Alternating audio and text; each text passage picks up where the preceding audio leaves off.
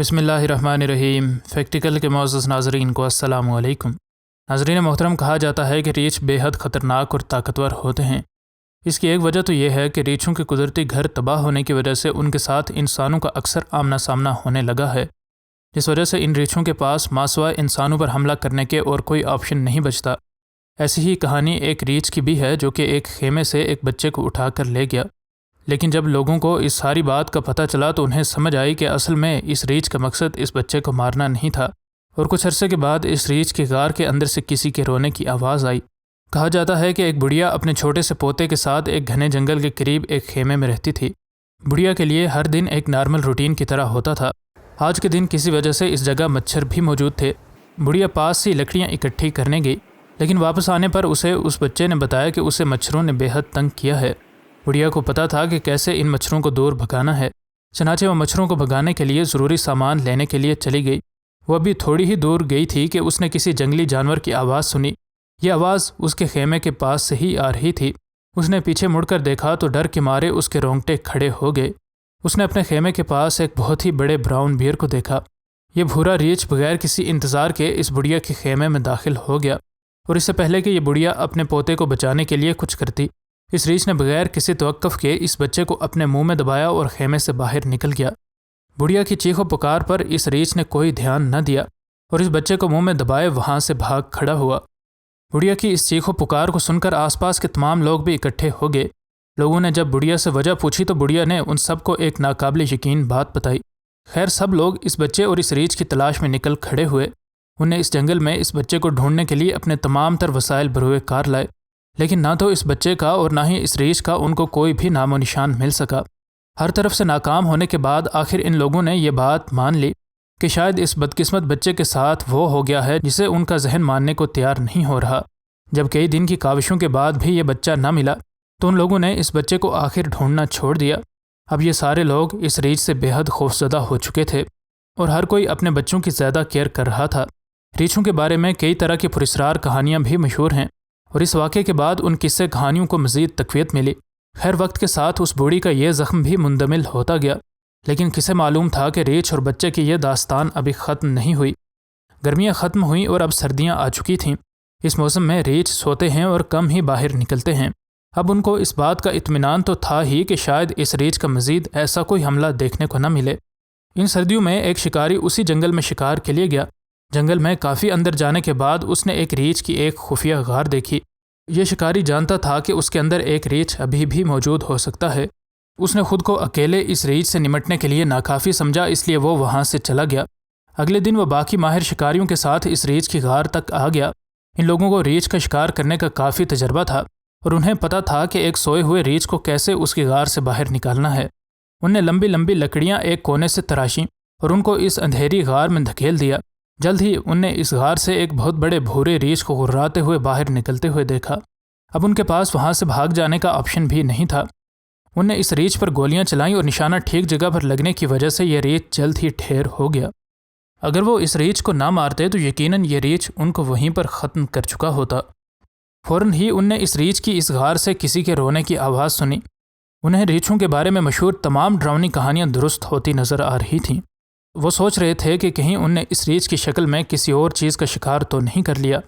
ان کے ڈر اور خوف نے ان کے عقلی فیصلے کرنے کی طاقت سلب کر لی تھی۔ اتنی دیر میں انہیں یاد آیا کہ ہمارے گاؤں سے اسی گرمیوں میں ایک بھورے ریچھ نے ایک بچے کو اغوا کیا تھا۔ انہوں نے یہ بھی سوچا کہ کہیں یہ رونے کی آواز اسی کی تو نہیں ہے۔ اب ان کا ڈر قدرے کم ہو چکا تھا اور انہیں وہاں سے بھاگنے کے بجائے اس غار کے اندر جانے کا فیصلہ کیا تاکہ وہ دیکھ سکیں کہ یہ رونے کی آواز کس کی ہے۔ وہ روشنی کا انتظام کر کے اس غار میں داخل ہوئے تو اندر ان نے جو دیکھا اس پر انہیں یقین کرنے میں کافی وقت لگا۔ ان لوگوں نے اندر ایک انسان کے بچے کو بے حد قسم پرسی کی حالت میں دیکھا۔ اس کے جسم پر نہ تو کپڑے تھے اور نہ ہی وہ انسانوں کی طرح بیہیو کر رہا تھا۔ ان لوگوں کو سمجھ آ گیا کہ یہ وہی بچہ ہے جس کو ہمارے گاؤں سے اغوا کیا گیا تھا۔ ان میں سے ایک نے اس بچے کو اٹھا لیا اور اسے گاؤں تک لے آئے، اور جب یہ بچہ اپنے گھر والوں سے ملا ہوگا تب اس بچے اور اس گھر والوں کے کیا جذبات ہوئے ہوں گے ان کو الفاظ میں بیان کرنا ناممکن ہے۔ کہا جاتا ہے کہ یہ بچہ بعد میں بالکل ٹھیک ہو گیا اور اس نے عام انسانوں کی طرح زندگی گزارنی شروع کر دی۔ کچھ لوگ کہتے ہیں کہ اس ریچھ نے اپنے بچے کھو دیے اور شاید اس نے اس بچے کو اپنا بچہ سمجھ کر اٹھا لیا تھا۔ لیکن جو بھی انسان کسی ریچھ کے حملے کی زد میں آتا ہے اس کی درد بھری داستان سننے سے تعلق رکھتی ہے۔ ایسا ہی کچھ اس شکاری کے ساتھ بھی ہوا۔ ناظرین محترم، کہا جاتا ہے کہ اگر آپ نے ریچھ کے حملے سے بچنا ہے تو آپ کے لیے سب سے اچھا موقع یہ ہے کہ آپ جنگل کا رخ ہی نہ کریں۔ لیکن شکاری حضرات بھلا کیسے رک سکتے ہیں، کیونکہ اگر وہ جنگل نہ جائیں گے تو زندہ کیسے رہیں گے؟ امریکی ریاست منیسوٹا کے رہنے والے یہ 3 لوگ آج بھی شکار کا پروگرام بنا چکے تھے۔ ان میں سے ایک ماہر شکاری تھا جس کا نام برینڈن جانسن تھا۔ جانسن اپنے دوستوں کے ساتھ سردی کے موسم میں جدید دور کی تیر کمان سے لیس جنگل میں نکلا۔ ان لوگوں کا مقصد جنگل میں موجود کالے ریچھ کا شکار کرنا تھا۔ خوش قسمتی سے جلد ہی ان لوگوں کو ایک طاقتور کالا ریچھ مل گیا اور موقع پاتے ہی اس شکاری نے اپنا تیر کمان میں چڑھا کر اس ریچھ کو مار دیا۔ بجائے اس کے کہ وہ دوسرا تیر بھی مارے اور اس ریچھ کو یہیں ختم کر دے، اس نے ریچھ کو جانے دینے کا فیصلہ کیا تاکہ وہ خون نکلنے سے خود ہی اپنی موت مر جائے۔ یہاں ایک بات اہم ہے کہ ان تینوں میں سے خاص کر کے جانسن بچپن سے ہی شکار کر رہا تھا اور آج اس کے پاس تقریباً 40 سالہ تجربہ تھا اور وہ خوب جانتا تھا کہ کالے ریچھ کا شکار کیسے کیا جاتا ہے۔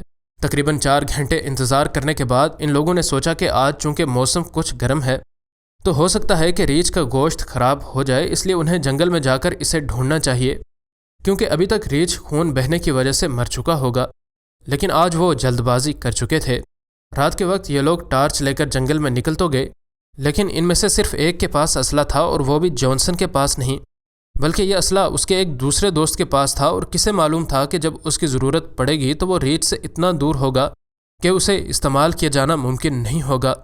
جلد ہی ان لوگوں کو ریچھ کے خون کے نشان مل گئے اور یہ لوگ ان خون کے نشانات کا پیچھا کرتے کرتے اب ایک دلدل والے علاقے میں پہنچ چکے تھے۔ دلدل گہری ہوتی چلی جا رہی تھی اور اب یہ لوگ ایک دریا کے قریب پہنچ چکے تھے اور ان کے پاس اس دریا کو عبور کرنے کے علاوہ کوئی چارہ نہ تھا۔ ایک دوست پہلے دریا کو پار کر گیا اور اس کے پیچھے پیچھے جانسن بھی دریا پار کر گیا، اور وہ دوست جس کے پاس اسلحہ تھا ابھی وہ پانی میں ان سے تقریباً 500 فٹ دور تھا کہ اس نے خشکی پر موجود اپنے دوستوں کے چیخنے کی آواز سنی۔ اندھیرے میں ان نے چیخ کر پانی میں موجود اپنے دوست کو کہا کہ ہم نے ریچھ کو دیکھ لیا ہے اور وہ تمہاری طرف آ رہا ہے۔ پانی میں موجود اس شکاری نے گول گھوم کر دیکھا لیکن اسے کہیں بھی ریچھ نظر نہ آیا۔ ان میں سے کسی کو بھی اندازہ نہ ہوا کہ ریچھ اپنا راستہ بدل چکا ہے۔ مصیبت کو سر پر دیکھ کر دوسرے دوست نے جانسن کو اپنا چاقو دے دیا، جو کہ اتنا چھوٹا تھا کہ مصیبت پڑنے پر اس سے کچھ خاص کام لیا جانا ممکن نہیں تھا۔ 1 منٹ کے بعد جانسن نے اپنے پاس ہی ایک شاخ کے ٹوٹنے کی آواز سنی اور ابھی اس نے 3 قدم بھی نہیں اٹھائے تھے کہ اس ریچھ نے اس قدر زور سے اس کو ٹکر ماری کہ وہ زمین پر گر گیا اور اب ریچھ اس کے اوپر آ چکا تھا۔ ریچھ نے سیدھا اس کی گردن میں اپنے دانت گڑانے کی کوشش کی، لیکن جانسن نے اپنے ہاتھوں سے اس کے منہ کو پیچھے کرنے کی کوشش کی اور یوں ریچھ کے دانت اس کے چہرے میں پیوست ہو گئے۔ لیکن اسی کشمکش میں جانسن نے اپنے دوست کا دیا ہوا چاقو ہاتھ سے نہ گرنے دیا اور ایک ہاتھ سے اس نے ریچھ کے دانتوں کو اپنے جسم سے ہٹانے کی کوشش کی اور دوسرے ہاتھ میں موجود چاقو کو اس نے ریچھ کے جسم کا جو حصہ سامنے آیا اس میں پیوست کر دیا۔ یہ چاقو لگنے کے بعد یہ ریچھ جس رفتار سے آیا تھا اسی رفتار سے جنگل میں غائب ہو گیا اور جانسن وہیں لیٹا رہا تاکہ وہ پھر سے ریچھ کو اپنی طرف متوجہ نہ کر دے۔ لیکن اسی اثنا میں اسے پھر سے درختوں سے ایک سایہ اپنی طرف آتے ہوئے نظر آیا۔ اس نے سوچا کہ یہ اس کا دوست ہے، لیکن وہ غلط تھا۔ یہ وہی ریچھ تھا جو کہ اپنا منہ کھولے سیدھا اس کی ٹانگوں کی طرف آ رہا تھا۔ جانسن نے اپنے بائیں بازو سے اس ریچھ کے حملے کو روکا جو کہ اب 3 جگہوں سے فریکچر ہو چکا تھا، اور دائیں بازو کی پوری طاقت استعمال کرتے ہوئے یہ چاقو ایک بار پھر سے ریچھ کے جسم میں پیوست کر دیا۔ اسے نہیں یاد کہ اس نے کتنی بار اس کو چاقو مارا، لیکن پے در پے چاقو کے وار سے یہ ریچھ پیچھے ہٹا اور اس پر ایک بار پھر سے حملہ آور ہوا۔